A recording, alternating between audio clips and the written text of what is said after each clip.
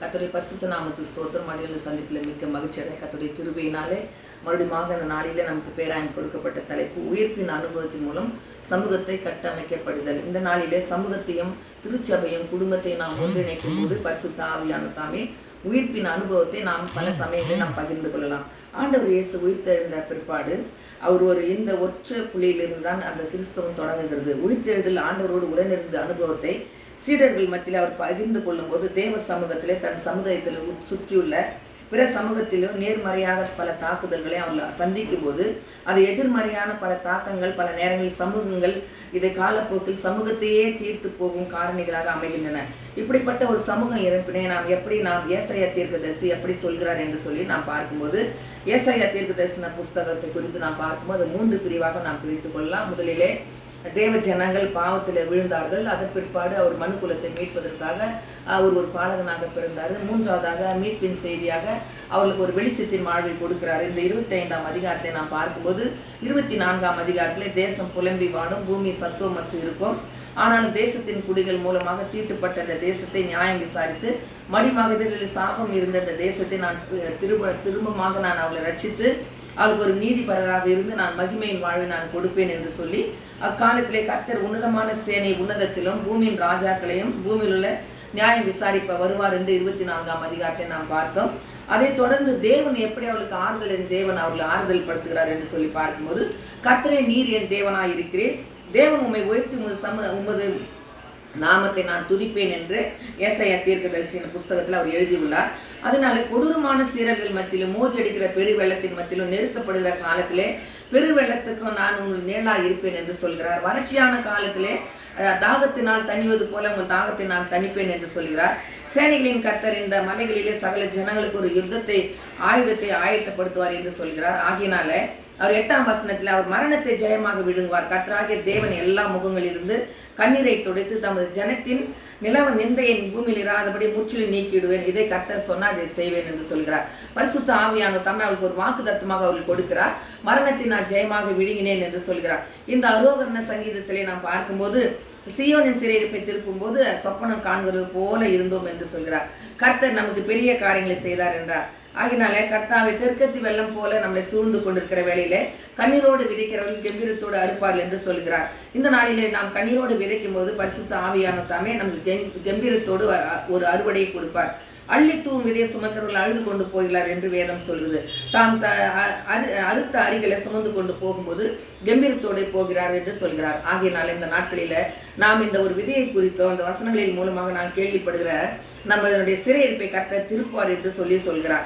இந்த நாளிலே நம்பிக்கை கொண்ட ஒரு திருச்சபை குறித்து நாம் பார்க்கும்போது ஆதி அப்போஸ்தலர்கள் பொதுவாக வைத்து விசுவாசத்திலே அவர்கள் ஒரே இருதயமும் ஒரே சிந்தையாக இருந்து ஒருவனும் தனக்கு உண்டான ஒன்றையும் தன்னுடைய என்று சொல்லாதபடி எல்லா காணியாற்றிலும் நிலங்களையும் விற்று அப்போஸ்தலருடைய பாதத்தில் வைக்கிறார்கள். அவர்கள் அந்த இடத்திலே பகிர்ந்து கொடுக்கிறார்கள். அவர்கள் ஒருவனும் தனக்கு குறைபடாதபடி அந்த நாளிலே சீப்புரும் லேவியனும் அப்போஸ்தலர் ஆறுதலின் மகன் பர்னபாவும் இப்பேற்பட்ட ஒரு காரியங்களை யோசே என்று தனக்கு உண்டாயிருந்த நிலத்தை விற்று அதன் கிரயத்தை கொண்டு அப்போஸ்தலருடைய பாதத்திலே வைக்கிறார்கள். இது அவர்களுக்கு கொடுக்கப்பட்ட ஒரு நல்ல ஒரு ஐக்கியத்தை நாம் இந்த இடத்துல நாம் பார்க்கிறோம். இந்த ஐக்கிய விருந்திலே நாம் பங்கு போடும்போது நாம் ஒருவருக்கொருவர் நாம் காத்திருக்க வேண்டும் என்று வேதம் சொல்லுகிறது. ஆகையினாலே அவர்கள் பொதுவாக வைத்து எல்லாவற்றையும் அவர்கள் அனுபவித்தார்கள் என்று நாம் பார்க்கலாம். இந்த நாட்களிலே கூட அன்று கிறிஸ்தவ சமுதாயம் எப்படி இருந்தது, சமூகத்தில் எப்படி இருந்தார்கள் என்று சொல்லி நாம் அந்த ஒரு பார்வையை பெற்ற சமூகத்தில் நாம் பார்த்து கொண்டிருக்கிறோம். இந்த லூக்கா நற்செய்தியாளர்களை நாம் பார்க்கும்போது அதில் அழகாக அவர் சொல்லுகிறார். அப்பொழுது அவர் அவர்களை நோக்கி தீர்க்கதரிசி சொன்ன யாவையும் விசுவாசிக்கிறதுக்கு புத்தி இல்லாத மந்த இருதயம் உள்ளவர்களே என்று சொல்கிறார். கிறிஸ்துவ நிமித்தம் நான் பாடுபடும் 3ஆம் நாள் எழுந்திருக்க உங்களுக்கு சொல்லியிருக்கிறேனே, மோசே தீர்க்கதரிசின் மூலமாக நீ கேள்விப்படவில்லையா என்று சொல்கிறார். ஆகையினாலே அப்பொழுது அவர்கள் ஒருவரை ஒருவர் நோக்கி வழியிலே நம்மோடு பேசி வேத வாக்கில விளக்கப்பட்டிருந்த நம்முடைய இருதயம் நமக்குள்ளே கொழுந்து விட்டு எரியவில்லையா என்று சொல்லி அந்த நேரமே எழுந்து எருசலேமுக்கு திரும்பி அவர் போகிறார். லூக்கா நற்செய்தி நூலை நாம் பார்க்கும்போது அதன் வழியாக தன்னுடைய அர்த்தங்களை எடுத்துரைக்கும் போது லூக்கா அந்த நாளிலே ஒரு டாக்டராக அவர் எல்லாவற்றையும் அவர் எழுதுகிறார். அவர் பின்னணியத்தை நாம் பார்க்கும்போது கிலேப்பா மற்ற சீடர்கள் எருசலேமிலிருந்து எம்மாவூருக்கு போகிறார்கள். எருசலேம் சமயத்திலே மற்றும் பொருளாதார மையம் யூத வரலாறு பேராசிரியர் ஜோசபாஸ் என்கிற ஒரு தனது எழுத்துக்களில் பலமுறை எம்மாவை பற்றி குறிப்பிடுகிறார். கிமு 4ஆம் நூற்றாண்டிலே ரோமர்களால் எம்மாவு அழிக்கப்பட்டதை பற்றி அவர் பேசுகிறார். நகரத்தின் முக்கியத்துவத்தை பேரரசல் வேசிபார் என்ற வெஸ்பாசியன் என்ற அவர் 5வது மாசிடோனியாவை படையை அடைவதற்கு 68ஆம் ஆண்டில் ஒரு பலதரப்பட்ட முகாமாக அவர் நிறுவுகிறார். ஆக இந்த பாதுகாப்பு வேண்டி இடம்பெயர்ந்து நம்பிக்கை இல்லாமல் வாழ்கிற அந்த ஜனங்களுக்கு அவர் அந்த இடத்துல ஒரு உயிர்த்தெழுதின அனுபவத்தை சமுதாயத்தோடு அவர் பகிர்ந்து கொள்வதை நாம் பார்க்கிறோம். அதனைத் தொடர்ந்து அவர்கள் எங்களோடு தங்கி என்று அவர்கள் ஏற்றுக்கொள்கிறார்கள். அவர் அப்பத்தை பிட்டு அவர்களுக்கு கொடுத்து அவர்கள் அறிந்து கொள்கிறார்கள். அவருடைய அறியாமையை நீங்கி கற்றுக் கொடுப்பது ஒரு புதிய பார்வை அந்த இடத்துல நாம் பெற்றுக்கொள்கிறோம். அவர் எருசலேமுக்கு திரும்பி வரும்போது இந்த நிகழ்வுகள் எல்லாவற்றை அவர் பகிர்ந்து கொள்ளும்போது நம்பிக்கை இல்லாத அவர்களுக்கு சமுதாயத்தில் நம்பிக்கை கொடுக்கிறார்.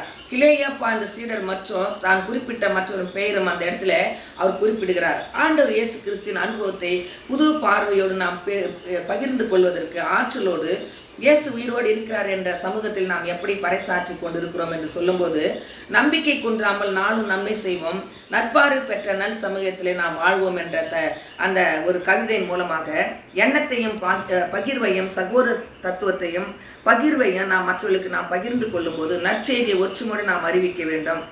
தூய ரத்தத்தினாலே உணர்ந்து கொள்ள உற்சாகப்படுத்துகிறோம். தூய ஆவியானவர் தம்மை நம் அனைவரோடும் கூட இந்த உயிர்த்தெழுந்த நாளிலே கர்த்தர் நம்மை ஆசீர்வதித்து வழிநடத்துவாராக. நாம் கண்களை மூடி நாம் ஜெபிக்கலாம். மரித்து உயிர்த்தவரே, மரணத்தை ஜெயித்தவரே, மறுபடி வருபவரே, மன்னாதி மன்னன் நீரே, மறுபடி வருபவரே, மன்னாதி மன்னன் நீரே. ஸ்தோத்திரங்கத்தாவே, ஸ்தோத்திரமாப்பா.